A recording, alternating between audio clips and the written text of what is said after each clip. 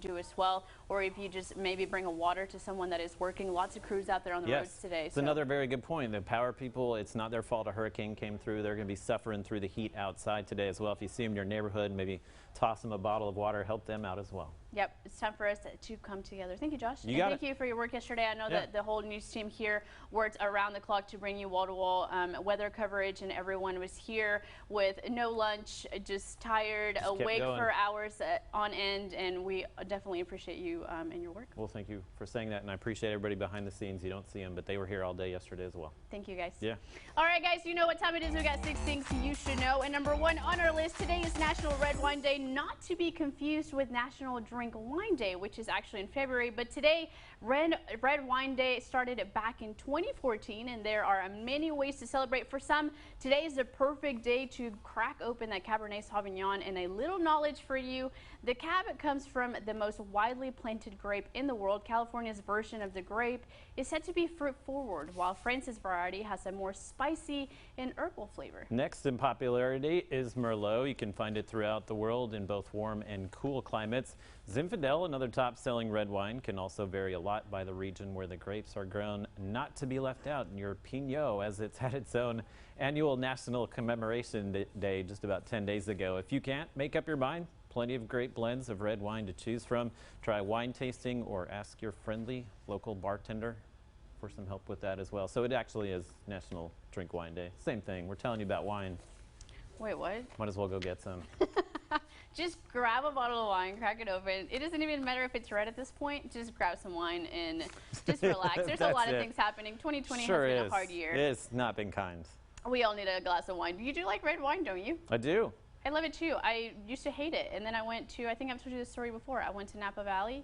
Totally changed my mind. That's what it took. It's like my taste buds just completely did like a 180 on Is it better there? I think that's what happened. Straight off the vine? So then I came back and I was like, man, red wine is awesome. And it's not as good as it is in Napa Valley, California, but here we are. It is still pretty good. You still drink it out of bottles, but you prefer it right off the vine. At least it's not a bag. All right, guys, and on the subject of drinks, the pumpkin spice latte's return isn't the only great thing Starbucks has been up to lately. The coffee giant says it's working to make sure its employees are able to vote this November. Now, Starbucks released a letter to employees on Thursday saying that no one would have to choose between working or voting on election day. Great stuff. The company is encouraging open communication between managers and employees to make sure everyone is registered and has access to a polling location. They're also encouraging people to volunteer as non-partisan poll workers. That's great. That is a good idea. Great news. I also know that a lot of people are giving their employees kind of like the day off to go vote. This is a great thing. Also, the pumpkin spice latte is back. I mean, good news for a lot of Starbucks, people. a lot of positive publicity here lately.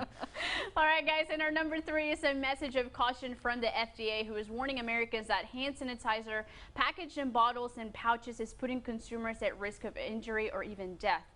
On Twitter, the agency says poison control centers are seeing a 79% increase in alcohol-based hand sanitizer exposures. That's compared to 2019. Now, the pandemic shortage, of course, caused hand sanitizer manufacturers to use maybe beer cans, children's food pouches, and bottles used for water, juice, and even vodka. Now, we want you to remember that hand sanitizer can be toxic to an adult when ingested and lethal to a small child. The FDA is particularly concerned because some hand sanitizers have added flavors like chocolate or raspberry. Poison control experts want to remind parents to keep hand sanitizer containers out of the reach of small children. A list of hand sanitizer products consumers are urged not to use is posted on the agency's website, which is fda.gov. And switching gears to some entertainment, Katy Perry and Orlando Bloom have welcomed their little bundle of joy, Daisy Dove Bloom. Now, they announced the birth of their daughter via UNICEF, where both Perry and Bloom are goodwill ambassadors. This is the couple's first child together. Bloom shares a 9-year-old son with his ex-wife, Miranda Kerr. He and Perry were first romantically linked in 2016, got engaged last year. The couple created a UNICEF donation page in Daisy Dove's honor. They want mothers and newborns around the world to have access to quality health care. Can I just say what a cute name? Daisy Dove. That is a good name. That is such a sweet rolls right off. name. And I mean, look at these faces. I can't even imagine what this baby's going to look like. Obviously, they haven't released pictures Probably. yet. But all newborns kind of look similar, and then they kind of start developing their features. Yeah. I'm excited. Either way, that kid winds up looking like either one of them. I know. Yeah. A good Be all right. kid. Yeah. And on this subject of entertainment, guys, for the first time since March, there is a full slate of movies scheduled to open in theaters this week. Raphael Seth gives us a look in today's box office preview. I saw something I don't think she wanted me to see. Class is dismissed for The New Mutants. This next-gen X-Men adventure brings a new cast of superhumans to a secret institution. Game of Thrones' Maisie Williams and Emma star Anya Taylor-Joy are among those undergoing treatments designed to cure them of their special powers. But it doesn't take long for them to discover that the cure is worse than the disease, and they unite to force their way out. The New Mutants is rated PG-13. You had nothing, then you had something, and now you got nothing again. A literary classic gets woke in the personal history of David Copperfield. This film recasts the iconic Charles Dickens tale with an ensemble of culturally diverse actors. Dev Patel plays the title character, a poor orphan using his wit and grit to become a writer in Victorian England. The personal history of David Copperfield is rated PG. We've spent our whole life trying to unite the world, and I'm tired, dude. Party on, dudes, with Bill and Ted Face the Music. Keanu Reeves and Alex Winter reunite 30 years after the original Slacker comedy. A visitor from the future tells them strange things are afoot in the world's timeline, so the lifelong friends and their righteous daughters start snatching history's finest musicians in hopes of creating a song that will bring peace and harmony to the universe. Bill and Ted is rated PG-13. That's the box office preview. Raphael Seth, NBC News. All right, guys, and if those movies didn't get you excited, but video games are more your jam, well, registration opened yesterday for a chance to pre-order Sony's PlayStation 5. But actually getting the new console might be based on a little bit of luck.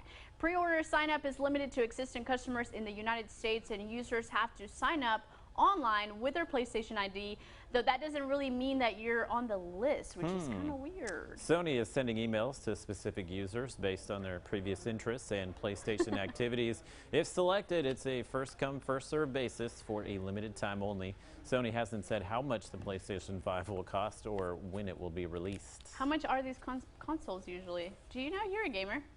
I don't game that much. I mean, I haven't had to buy $600. Yes. We are getting a hint that they're $600. Thank you. I was going to guess 700. So. Oh my. Yeah. Look at that thing.